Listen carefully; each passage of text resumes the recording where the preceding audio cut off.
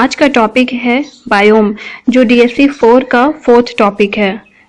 Biome को समझने के लिए पहले आप लोग बायोस्फीयर को समझ चुके हैं। बायोस्फीयर पृथ्वी के वे भाग हैं जहां पर लाइफ एग्जिस्ट करती है, और बायोम बायोस्फीयर के वे भाग हैं जहां पर लगभग एक तरह के विशेषताओं वाले प्लांट और एनिमल कम्युनिटी एक जगह पर रहते हैं।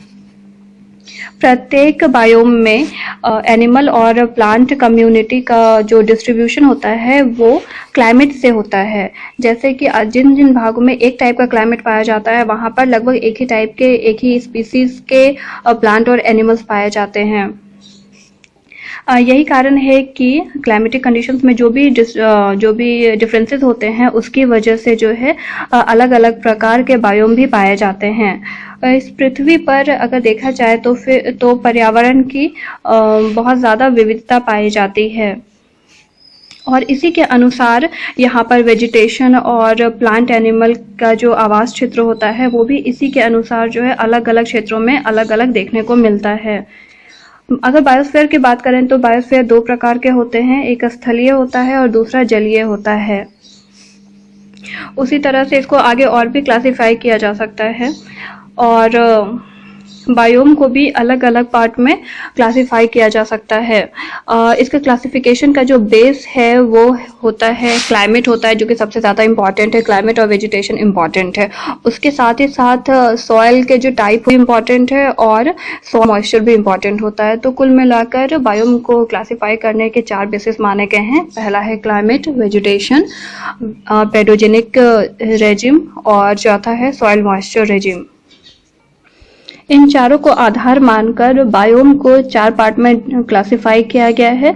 पहला है फॉरेस्ट, दूसरा है ग्रासलैंड, तीसरा है डेजर्ट और चौथा है माउंटेन। फॉरेस्ट बायोम को फिर आगे और भी क्लासिफाई करते हैं अलग अलग क्लाइमेट के अकॉर्डिंग, जैसे कि जो इक्वेटोरियल रीजन में पाए जाते हैं वो होते हैं सदाबहार वर्षा वन जीवोम, equatorial evergreen rain forest biome. दूसरा है मॉनसूनी पर्णपाती वन जीवोम, और तीसरा है जो कि टेम्परेट रीजन में पाया जाता है वो है टेम्परेट कॉनिफेरस और टैगा बायोम। तो इन सबको एक्सप्लेन करके देखते हैं। यहाँ की जलवायु के बारे में बात करें तो यहाँ पर क्योंकि ये इक्वेटोरियल रीजन है, इस वजह से यहाँ का टेम्परेचर और रेनफॉल दोनों बहुत ही ज़्यादा होता है। यहाँ पर रेनफॉल का जो एवरेज है वो अराउंड 200 सेंटीमीटर है। यहाँ पर सालों भर बारिश होती है, और इसी की वजह से जो है यहाँ पर बहुत ही लंबे लंबे ऊंचे ऊंचे पेड़ पाए जाते हैं। यहाँ का टेम्परेचर भी काफ़ी अधिक पाया जाता है। यहाँ का औसत वार्षिक तापमान जो है वो 20 डिग्री सेंटीग्रेड है। कहने का मतलब है कि यहाँ पर कभी कभी तापमान इससे काफ़ी ज़्यादा होकर 30 से 40 डिग्री सेंटीग्रेड के आसपास भी पहुँच जाता है। यहाँ का जो क्लाइमेटिक कंडीशन है वहाँ पर यहाँ प्लांट कम्युनिटी को विकास करने का एक बेस्ट कंडीशन प्रोवाइड करता है। इसी वजह से यहाँ पर बहुत ही ऊंचे ऊंचे और सघन वन पाए जाते हैं। इस प्रकार के वनों का अगर वर्टिकल स्ट्रैटिफिकेशन किया जाए तो यहाँ पर लगभग 5 स्तर पाए जाते हैं। जो पहला स्तर होता है वे पेड़ इनमें आते हैं जहाँ पर जो सबसे ज़्यादा ऊंचे होते हैं। इसमें 30 से 60 मीटर ऊंचे वृक्ष आते हैं। ये बहुत ज़्यादा शक्तिशाली वृक्ष होते हैं और सूर्य के प्रकाश को प्राप्त करके ये लंबे हो जाते हैं। दूसरे स्तर में वे वृक्ष होते हैं जिनकी ऊंचाई 20 से 30 मीटर होती है। तीसरे स्तर में छोटे वृक्ष होते हैं जिनकी ऊंचाई जो है वो 15 से 20 मीटर के आसपास होती है, और यहाँ पर सूर्य का प्रकाश की मात्रा जो है इनको कम मिलती है। चौथे स्तर में झाड़ियाँ और लताएं होती हैं। इनकी ऊंचाई लगभग 5 मीटर तक होती है। और 5वें स्तर में जड़ स्तर, रूट लेयर, या फिर इनको जो है धरातलीय स्तर भी कहा जाता है। इसमें सूर्य का प्रकाश नहीं अभाव होने की वजह से जो है इनकी संख्या कम होती है और इनका आकार भी ज़्यादा घना नहीं होता है। ये धरातल पर क्रीपर्स के रूप में पाए जाते हैं। इस प्रकार के वनों में अगर प्राणी जीवन देखा जाए तो यहाँ पर अनेक प्रकार के जीव निवास करते हैं। इनमें से कुछ दिन के समय में तथा कुछ होते हैं जो कि रात के समय में क्रियाशील होते हैं। क्योंकि ये इस प्रकार के वन काफ़ी सघन होते हैं, इस वजह से यहाँ पर भारी शरीर वाले जीव आसानी से विचरण नहीं कर सकते हैं और इसी कारण से इस प्रकार के वनों में भारी शरीर वाले जीव कम संख्या में पाए जाते हैं। इसके विपरीत अगर देखा जाए तो फिर अधिक संख्या में वैसे जीव मिलते हैं जो कि पेड़ों पर निवास करते हैं, जैसे कि बंदर, गोरिल्ला और बहुत से प्रकार के पक्षी, अनेक प्रकार के कीड़े मकोड़े, सांप तथा पेड़ पे चढ़ने वाले और रेंगने वाले जीवों की यहाँ पर ज़्यादा प्रधानता होती है। बड़े पशुओं में अगर देखा जाए तो चीता, भैंसा, हाथी, सुअर, ये सारे भी इस प्रकार के वन में पाए जाते हैं। धरातल पर कीड़े मकोड़े रेंगते हैं और कुछ विषैले सांप और मक्खियाँ भी रहती हैं। अगर इसमें देखा जाए तो नीचे से ऊपर जाने पर, यानी कि धरातल से जैसे जैसे हम लोग ऊपर की ओर बढ़ते हैं वैसे वैसे जीवों की संख्या है। फॉरेस्ट बायोम का दूसरा है मॉनसूनी पर्णपाती वन जीवोम, मॉनसून डेसिडियस फॉरेस्ट बायोम। इस प्रकार के वन जो है मुख्यतः मानसूनी क्षेत्रों में पाए जाते हैं, जिनमें कि दक्षिणी एशिया, दक्षिणी पूर्वी एशिया, दक्षिणी चीन, पश्चिमी द्वीप समूह, उत्तरी ऑस्ट्रेलिया, पूर्वी अफ्रीका तथा मध्यवर्ती अमेरिका तथा ब्राजील के तटीय भागों में पाए जाते हैं। ये दोनों गोलार्धों में 5 डिग्री से 30 डिग्री अक्षांशों के बीच पाए जाते हैं, या फिर कह सकते हैं कि ये जो ट्रॉपिकल रीजन है कर्क रेखा और मकर रेखा वाले क्षेत्र में इस प्रकार के मानसूनी पर्णपाती वन जीवोम पाए जाते हैं। यहाँ की जलवायु की बात की जाए तो जैसे कि नाम से स्पष्ट है, मानसूनी पर्णपाती वन जीवोम ये मानसूनी वाले भागों में पाए जाते हैं और मानसूनी जलवायु की विशेषता यह होती है कि यहाँ पर तापमान और वर्षा में मौसमी परिवर्तन होते हैं। यहाँ पर बारिश मानसूनी पवनों के द्वारा ग्रीष्मकाल में होती है, जिसका औसत है लगभग 150 सेंटीमीटर और कुछ क्षेत्रों में ये कम भी पाया जाता है, 50 सेंटीमीटर से कम भी होता है। और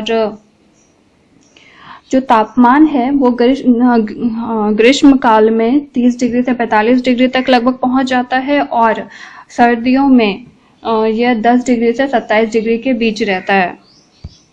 वर्षा ऋतु के समय में जल अधिक हो जाने की वजह से यहाँ की जो वनस्पति है वो बहुत ज़्यादा अच्छे से फलती फूलती है, लेकिन शुष्क ऋतु में पानी की कमी की वजह से इन पेड़ों की जो पत्तियाँ होती हैं वो गिर जाती हैं। इसी कारण से इन्हें पर्णपाती वन जीवोम भी कहा जाता है। यहाँ के वेजिटेशन की बात की जाए तो सदाबहार वर्षा वन की अपेक्षा ये वन कम घना होता है और यहाँ पर जो पादप प्रजातियाँ होती हैं, उन जो स्पीसीज जो होती हैं वो भी कम पाई जाती हैं और इसकी ऊंचाई भी सदाबहार वन की तुलना में इसकी ऊंचाई कम पाई जाती है। नॉर्मली यहाँ पर 12 से 50 मीटर तक की ऊंचाई वाले पेड़ पाए जाते हैं। ऊंचाई के अनुसार यहाँ के पौधों को 4 स्तरों में बांटा जाता है। पहले 2 स्तर में बड़े तथा छोटे पेड़ होते हैं, तीसरे स्तर में झाड़ियाँ होती हैं और चौथे स्तर में घास उगती है। इसके अलावा यहाँ के प्राणी जीवन को देखा जाए तो यहाँ पर अनेक प्रकार के जीव रहते हैं। ये वन शाकाहारी एवं मांसाहारी पशुओं तथा अनेक प्रकार के पक्षियों एवं कीड़े मकोड़ों को आश्रय देते हैं। यहाँ पर हाथी, घोड़ा, राइनो, शेर, जंगली भैंसा आदि बड़े आकार के पशु भी पाए जाते हैं।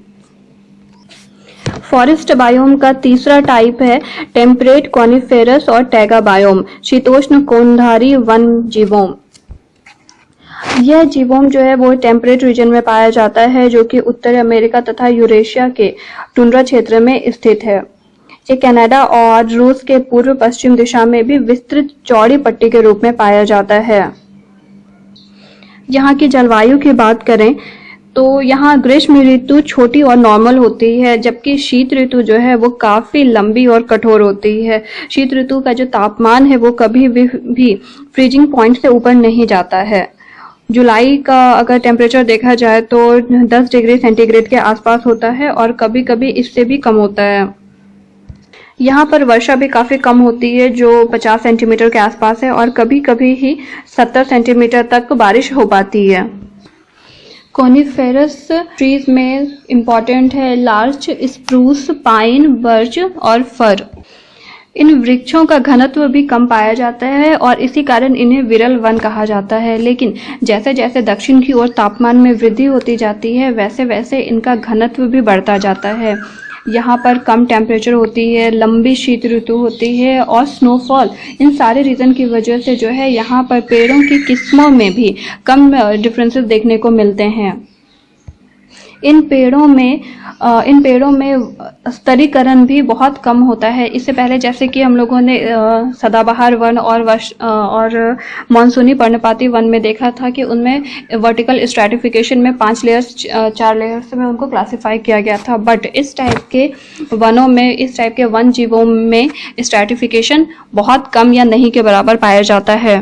यहाँ के एनिमल लाइफ की बात करें तो यहाँ पर जलवायु बहुत ज़्यादा हार्श होने की वजह से कम संख्या में यहाँ पर जीव जंतु पाए जाते हैं। यहाँ बहुत ज़्यादा ठंड होने की वजह से पशु पक्षियों का मौसमी प्रवास देखने को मिलता है। शीत ऋतु आने पर ये दक्षिण की ओर माइग्रेट कर जाते हैं और ग्रीष्म ऋतु आने पर ये उत्तर की ओर चले जाते हैं। इसके बाद दूसरे बायोम में आते हैं जो है ग्रासलैंड। ग्रासलैंड वैसे क्षेत्रों को कहा जाता है जहाँ पर लंबे लंबे घास प्रमुखता से पाए जाते हैं और उनके साथ कुछ ही वृक्ष पाए जाते हैं। जलवायु के आधार पर इनको 2 क्षेत्रों में बांटा गया है। एक है शीतोष्ण घास जीवोम टेम्परेट ग्रासलैंड बायोम और दूसरा है सवाना बायोम सवाना जीवोम। सवाना का भौगोलिक दृष्टि से अर्थ है सवाना उष्ण कटिबंधीय घास का मैदान है जिसमें पेड़ तथा लंबी झाड़ियां खुले में उगती हैं। इनका विस्तार अगर देखा जाए तो ये ज़्यादातर ट्रॉपिकल रीजन में पाए जाते हैं जिनका एक्सटेंशन विषुवत रेखा के दोनों ओर 10 डिग्री से 20 डिग्री अक्षांशों के बीच होता है। इन क्षेत्रों में दक्षिण अमेरिका के कोलंबिया, वेनेजुएला, दक्षिणी मध्य ब्राज़ील, मध्य अमेरिका के पहाड़ी क्षेत्र, मध्य तथा पूर्वी अफ्रीका के विस्तृत भाग, मेडागास्कर, उत्तरी ऑस्ट्रेलिया और प्रायद्वीपीय भारत के भी कुछ भाग सम्मिलित होते हैं। सवाना बायोम उष्णकटिबंधीय क्षेत्र में विस्तृत है, इसलिए यहाँ की जलवायु काफ़ी गर्म पाई जाती है। यहाँ के अधिकांश भागों में जो तापमान है वो 25 डिग्री से 30 डिग्री के आसपास होता है और कभी भी 20 डिग्री सेंटीग्रेड से कम नहीं होता है। यहाँ पर वर्षा की मात्रा में अलग अलग प्लेसेस में अलग अलग पाए जाते हैं। कुछ क्षेत्रों में या फिर एवरेज अगर देखा जाए तो 150 से 200 सेंटीमीटर के बीच यहाँ पर बारिश होती है। ट्रॉपिकल ग्रासलैंड को अलग अलग क्षेत्रों में अलग अलग नाम से जाना जाता है। जैसे कि सूडान में इन्हें सवाना के नाम से जाना जाता है, वेनेजुएला में लानोस, ब्राज़ील में कैंपोस और दक्षिणी अफ्रीका में इसे पार्कलैंड के नाम से जाना जाता है। इसके बाद दूसरा ग्रासलैंड बायोम है टेम्परेट ग्रासलैंड बायोम। ये टेम्परेट रीजन में पाए जाते हैं जिनमें कि कजाकिस्तान, उज्बेकिस्तान, तुर्कमेनिस्तान, ताजिकिस्तान और किर्गिस्तान के विस्तृत क्षेत्र सम्मिलित होते हैं। रूस के भी बड़े भाग में इस प्रकार के घासें उगती हैं और उत्तरी अमेरिका में कनाडा और संयुक्त राज्य अमेरिका के रॉकी पर्वतमाला की वर्षा छाया क्षेत्र में भी इस प्रकार की घासें पाई जाती हैं। दक्षिण अमेरिका की बात करें तो अर्जेंटीना एवं यूरुग्वे में एंडीज पर्वत के वर्षा छाया क्षेत्र में शीतोष्ण घास का विस्तार मिलता है। इसके अलावा दक्षिणी अफ्रीका के उच्च पर्वतीय भाग, ऑस्ट्रेलिया के दक्षिण पूर्वी भाग और न्यूजीलैंड के कैंटरबरी मैदान में भी शीतोष्ण कटिबंधीय घास के मैदान मिलते हैं। यहाँ की जलवायु की बात करें तो ग्रीष्म ऋतु में यहाँ का तापमान 27 डिग्री से 30 डिग्री के आसपास होता है और सर्दियों में यह तापमान हिमांक से भी नीचे गिर जाता है और बारिश यहाँ पर लगभग 25 से 75 सेंटीमीटर के आसपास होती है और अधिकांश वर्षा जो होती है वो ग्रीष्म ऋतु में ही होती है। जैसे कि ट्रॉपिकल रीजन में जो ग्रासलैंड पाए जाते हैं उनको अलग अलग क्षेत्रों में अलग अलग नाम से जाना जाता है, उसी प्रकार से टेम्परेट ग्रासलैंड को भी अलग अलग क्षेत्रों में अलग अलग नाम से जाना जाता है। जैसे कि इसे उत्तरी अमेरिका में प्रेरी कहते हैं, यूरेशिया में स्टेपीज, दक्षिण अमेरिका में पैम्पस और अफ्रीका में वेल्ड और ऑस्ट्रेलिया में डाउन्स के नाम से जाना जाता है। तीसरे टाइप के बायोम में आते हैं जो है डेजर्ट बायोम। सबसे पहले डेजर्ट वह भूभाग होता है जहाँ पर कि वर्षा काफ़ी कम होती है और वनस्पति भी कम होता है वहाँ पर, और जल का अभाव पाया जाता है। यहाँ पर जो औसत वार्षिक वर्षा होती है वो 25 सेंटीमीटर से कम पाई जाती है। पूरे विश्व की बात करें तो अलग अलग प्रकार के मरुस्थल पाए जाते हैं, डेजर्ट पाए जाते हैं, जिसमें से कि एक होता है कि उष्ण मरुस्थल, दूसरा होता है मध्य अक्षांशीय मरुस्थल और तीसरा है शीत मरुस्थल। पहला है उष्ण मरुस्थल। उष्ण मरुस्थल वैसे क्षेत्र होते हैं जहाँ पर तापमान तथा तापांतर अधिक होता है। तापमान और तापांतर अधिक होता है। तापांतर कहने का मतलब है कि ताप में अंतर, यानी देखें तो डे के टेम्परेचर और नाइट के टेम्परेचर का जो डिफरेंस है वो काफ़ी ज़्यादा होगा।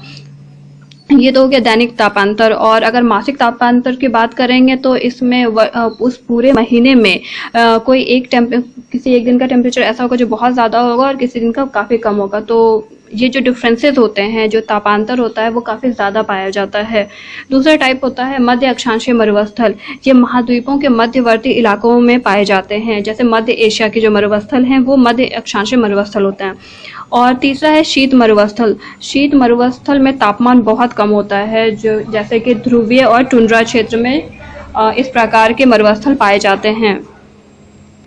उष्ण कटिबंधीय मरुस्थल की बात करें तो ये उष्ण कटिबंधीय क्षेत्रों में, यानी कि ट्रॉपिकल क्षेत्रों में जो कॉन्टिनेंट्स है उनके पश्चिमी भागों में पाए जाते हैं। इनका जो एक्सटेंशन है वो 20 डिग्री से 30 डिग्री उत्तरी तथा दक्षिणी अक्षांशों के बीच होता है। और जो विश्व में जो महत्वपूर्ण जो इम्पोर्टेंट उष्ण कटिबंधीय मरुस्थल हैं वे हैं उत्तरी अफ्रीका में सहारा, दक्षिणी अफ्रीका में कालाहारी, उत्तरी अमेरिका में कैलिफोर्निया, एरिजोना वो मैक्सिको, दक्षिणी अमेरिका में अटाकामा, दक्षिणी पश्चिमी एशिया में अरब, भारत व पाकिस्तान में थार तथा पश्चिमी ऑस्ट्रेलिया के मरुस्थल इसमें आते हैं।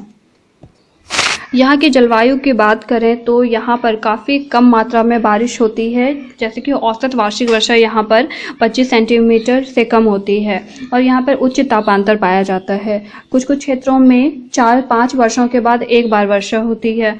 शीत ऋतु में रात्रि का तापमान हिमांक से भी नीचे गिर जाता है और गर्मियों में दिन का जो तापमान होता है वो 50 डिग्री सेंटीग्रेड से ऊपर हो जाता है। यहाँ के वेजिटेशन के बारे में अगर देखा जाए तो नॉर्मली उष्णकटिबंधीय डेजर्ट एरिया में नॉर्मली वेजिटेशन नहीं होते हैं, लेकिन फिर भी कुछ क्षेत्रों में थोड़ी बहुत वनस्पति होती है, जैसे कि कुछ कांटेदार झाड़ियाँ होती हैं और कुछ क्षेत्र ऐसे भी होते हैं जहाँ पर कुछ भी नहीं उगता है। यहाँ के एनिमल लाइफ को अगर देखा जाए तो वनस्पति के अभाव में यहाँ पर बहुत कम जानवर पाए जाते हैं और यहाँ पे जो भी जानवर पाए जाते हैं उनका रंग भूरा होता है, जिसके कारण ये रेत में छिपने में आसानी होती है। यहाँ का जो सबसे महत्वपूर्ण जानवर है वो है ऊँट। इसके अलावा अन्य जीवों में यहाँ पर लोमड़ी, छिपकली और अन्य प्रकार के कीड़े मकोड़े यहाँ पर पाए जाते हैं।